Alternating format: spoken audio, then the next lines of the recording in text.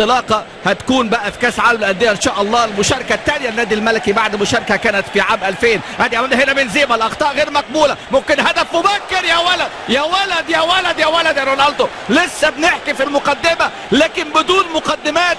ياتي رونالدو 700 مباراه بنسبه يعني تهديف 448 مباراه امامنا، هنا بيسجل الهدف رقم 17 ليه بتشيتش الدوري الاسباني، واللي بيأدي الحقيقه اداء يعني استثنائي غير مسبوق. يسجل في هذه اللحظات هدف لرونالدو من خلال الخطأ الدفاعي ومن خلال الهجمة السريعة. ادي امامنا هنا، شوف رونالدو، شوف كرة امامنا هنا، شوف الدفاع شوف الدفاع شوف الدفاع، وادي امامنا هنا اهو استخلاص الكرة وتمرير بشكل خاطئ، وكارفاخال يخطف وبنزيما على طول بدري يخطفوهم بدري بهدف في الدقيقة امامنا الثانية. هو واحد من الاهداف السريعة، نجم المغربي يوسف العربي اللي على دكة البدلاء سجل هدف في الدقيقة الاولى في هذا الموسم في مباراة كانت امام ملقا، لكن شوف كارفاخال ضغط ازاي وموريو اخطأ، وعلى طول كريم بنزيما عملها حلوة قوي رونالدو في كأس العالم الأخيرة طبعا. يا ولد يا ولد يا ولد،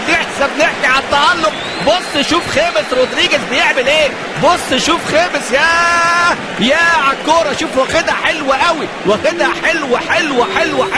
حلوة هدفه الثالث في الليجا الاسبانيه خامس رودريجيز، وحارس المرمى اهو يعني طبعا بلا يعني اي ردة فعل، لان المهاره عند اللاعب خامس رودريجيز مهاره صعبه جدا، كوره لا تصد ولا ترد. هداف 6 أهداف في كاس العالم، هذا النجم المتألق الحقيقه في هذه اللحظات. شوف هنا بقى بنزيما يصنع، ويا ولد على القرار وعلى سرعه اتخاذ القرار. شوف خدها على لعبها زي ما هي جايه، وفكر تفكير محدش ياتي بيه الا العباقره في كره القدم. هنا عبقري جديد في النادي الملكي. اذا كان كريستيانو رونالدو CR7 هو افضل لاعبي العالم، فان لديه مجموعه من الزملاء ويعني المساندين بقوه، وخامس رودريجيز يا ولد على الهدف حلوه بخلاف انه يعني طبعا قدم اداء مميز. يا ولد يا بنزيما كريم بنزيما، بص جمله معموله ازاي،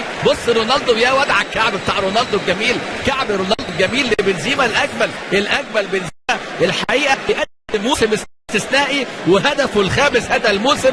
كريم بنزيما عملها حلوه قوي، يعني من خامس الى رونالدو الكعب بتاع رونالدو شغال النهارده، وكريم بنزيما ياخد الكرة في وضعيه بيحبها. نشوفه كراس حربه، نشوفه كصانع العاب. بص شوف رونالدو يا واد على الكعب، يا سلام على الكعب. هنا راجع من التسلل في اللقطه الماضيه يا كريم بنزيما، لكن هنا بقى اهو ادي القرار، اعتقد راجع من الاوفسايد، وامامنا هنا اهو الهدف اللي بيسجل في هذه اللحظات، وتبقى النتيجه بعد مرور 54 دقيقه 3-0 لصالح فريق نادي ريال مدريد.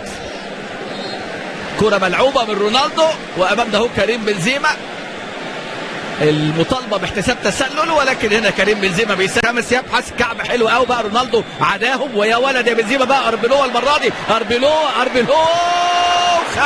خامس رودريجيز، اربيلو المره دي ما سجلش، وامامنا هنا اهو الكره تابعها رونالدو، ولكن خامس رودريجيز يسجل في هذه اللحظات بقى يعني السعيده بالنسبه له، لان فعلا بيتوج جهوده بهذا الاداء الرائع بالهدف الرابع ليه في الليجا، والهدف الرابع ليه في هذه الأمسية في هذه الليلة. 10/10 خامس رودريجيز المتألق في هذه المباراة.